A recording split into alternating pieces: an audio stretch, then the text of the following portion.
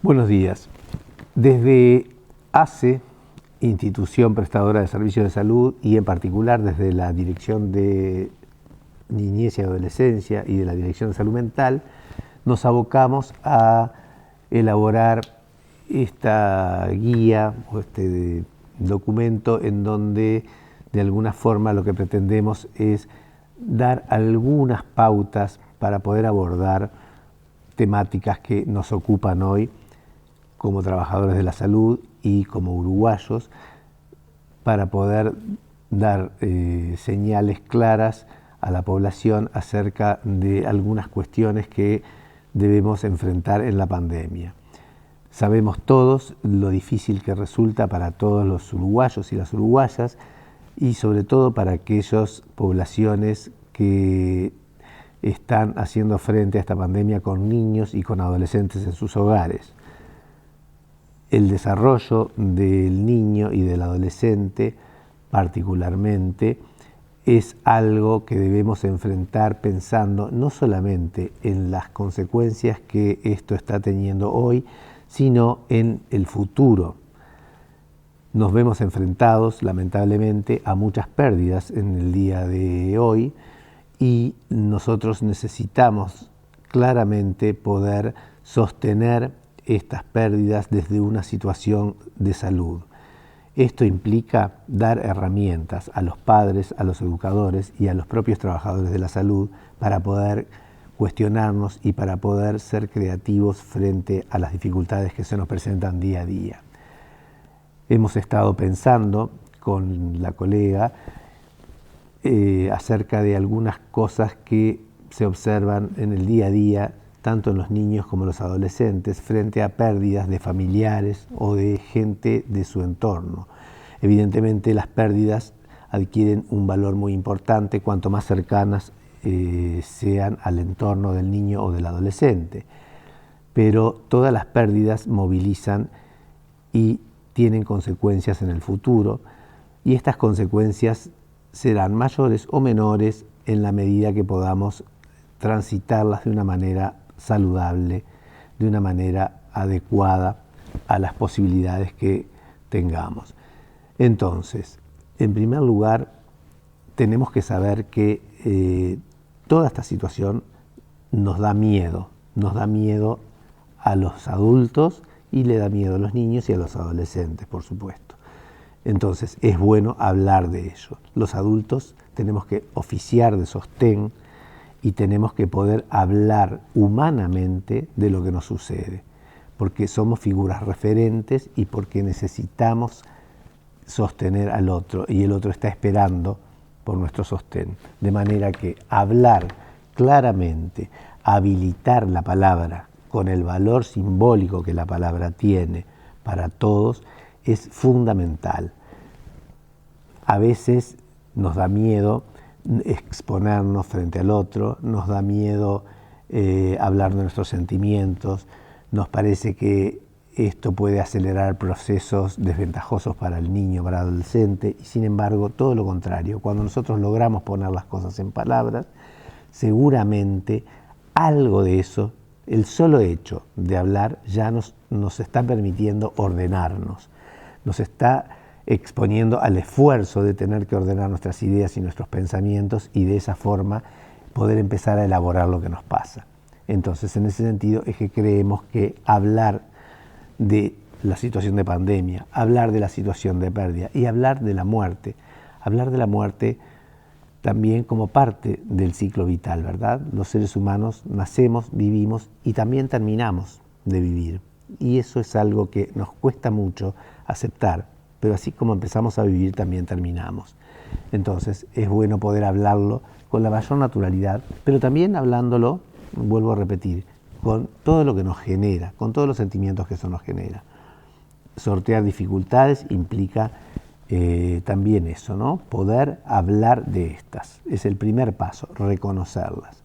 Cuando nosotros no hablamos, generalmente estamos favoreciendo mecanismos que a la larga terminan siendo perjudiciales. Todos los seres humanos aplicamos frente a la angustia mecanismos de defensa. Y estos mecanismos en algunos momentos pueden ser exitosos y en otros no. El objetivo del mecanismo de defensa es justamente disminuir el monto de angustia.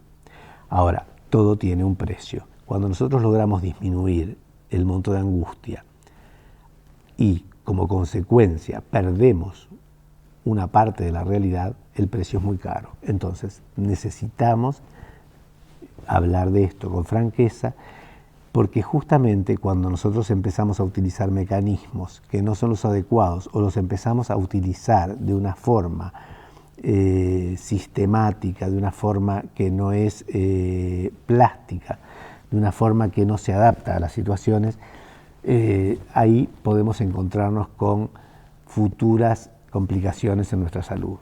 Entonces nos parece fundamental, y vuelvo a insistir, en todo esto de hablar y dar lugar a los miedos. Sabemos que además de todo esto, el niño y el adolescente necesita saber que el otro está. Y por eso nosotros planteábamos aquí que la necesidad de mostrarle al otro que no está solo, que nosotros estamos para acompañarlo y que también él nos acompaña.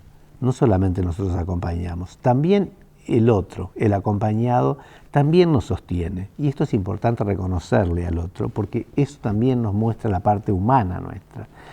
El niño recibe cosas de los adultos, pero no debemos olvidarnos que los adultos recibimos mucho de los niños, también ellos nos sostienen. Y creo que en la medida que logramos justamente hacer equipo en esto, nos podemos fortalecer. Podemos fortalecernos a nosotros como seres humanos en una forma individual, pero también podemos fortalecer el vínculo que tenemos. Y esto nunca está de más, ¿verdad? Entonces, expresar los sentimientos es un paso fundamental en el proceso de duelo, ¿no? Hablar de lo que nos pasa, hablar de lo que sentimos, hablar de los enojos que nos genera esto, porque nos asustamos mucho de nuestros sentimientos negativos a veces y es importantísimo poder expresarlos. Bueno, la idea un poco es compartir algunos de los contenidos centrales que tiene este material, que más que una guía son orientaciones básicas, simples y claras respecto a algo tan difícil vinculado a las pérdidas, al duelo que enfrentan niños, niñas y adolescentes. Por un lado, una dimensión bien importante tiene que ver con poder ver a los niños, niñas y adolescentes como sujetos de derecho y como sujetos activos en todos estos procesos, poder escucharlos en primer lugar. A veces decimos que el mejor momento para hablar es cuando los niños o los adolescentes nos hacen las preguntas. Estos temas tan complejos y difíciles de poder compartir suponen un clima en el cual se pueda dar como esa relación de intercambio, de poner palabras, de dar lugar también a compartir las emociones. Y siempre también aquí teniendo bien presente las diferencias que en el desarrollo tienen niños, preescolares, escolares, adolescentes, que van a tomar y expresar aspectos vinculados al sufrimiento, al dolor y a la muerte de una forma diferente. Entonces allí también debemos como considerar esa gran gama vinculada a su momento evolutivo, que va a ser también un desafío para las familias y para los profesionales que trabajamos con ellos. Este mensaje que decimos nosotros de no estás solo, yo estoy acá, también tiene que ver con un mensaje que lo estamos diciendo desde la salud, desde los profesionales de la salud, desde la institución ACE.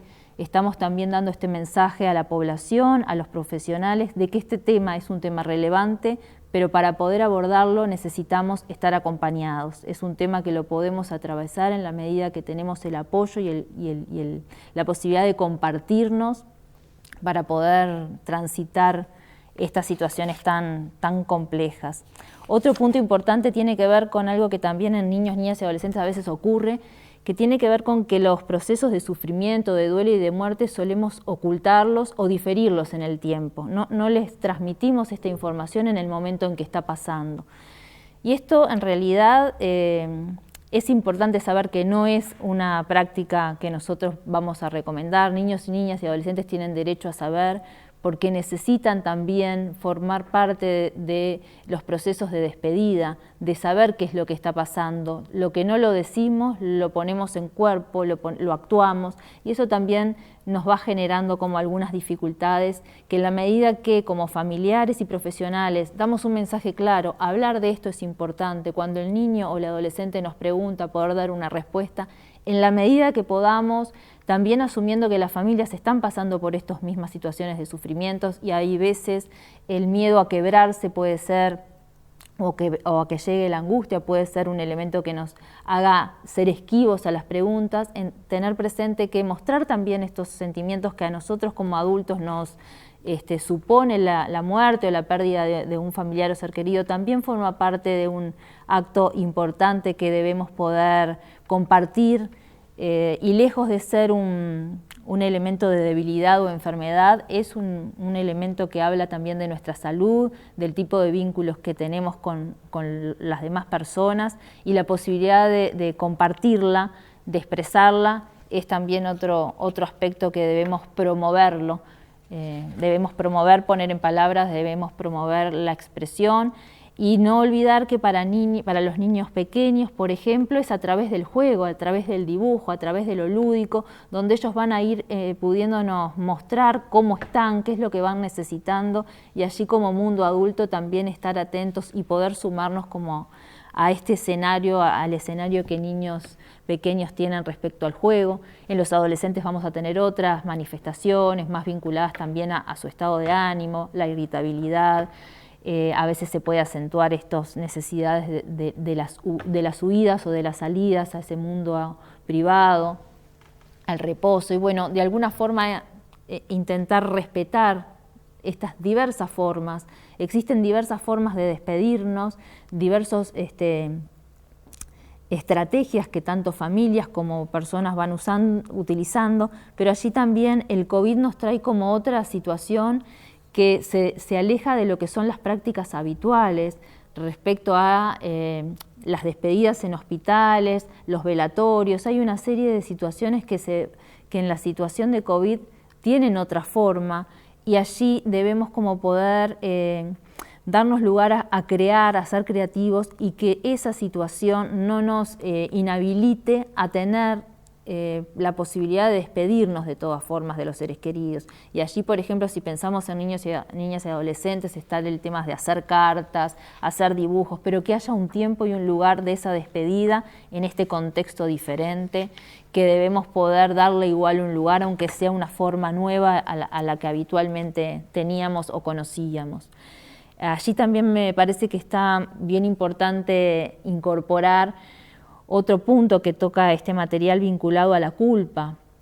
No somos culpables de esta situación, por un lado, y por otro lado, no somos culpables de haber transmitido la enfermedad a un familiar y eso que haya causado la muerte. Eso es bien importante, que este mensaje esté presente en niños, niñas y adolescentes, porque muchas veces esto puede traer problemas en el futuro asociados a la responsabilidad o a la culpa de las muertes o fallecimientos en este mismo contexto. Y por último, también es una reflexión final que tiene este documento, pero que de alguna forma no hace referencia exclusivamente a los procesos de duelo y muerte, sino que tiene que ver con algunos desafíos que nos supone esta pandemia y nos está que estamos atravesando, vinculado a la oportunidad de transformar lo adverso en oportunidad de reinventarnos.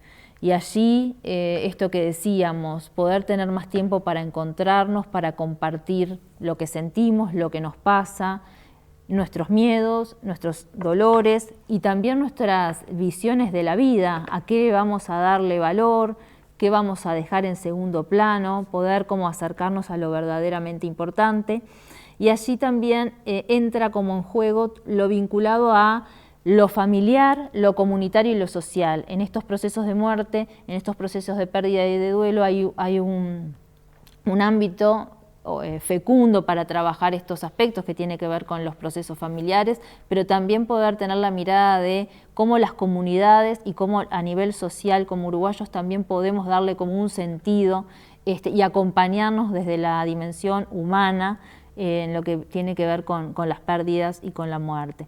Por ahí más o menos es el objetivo. Hemos recibido una buena recepción a poder tener este material, que es bastante simple, de una fácil lectura, y que no solamente es para los técnicos, sino que también para las familias.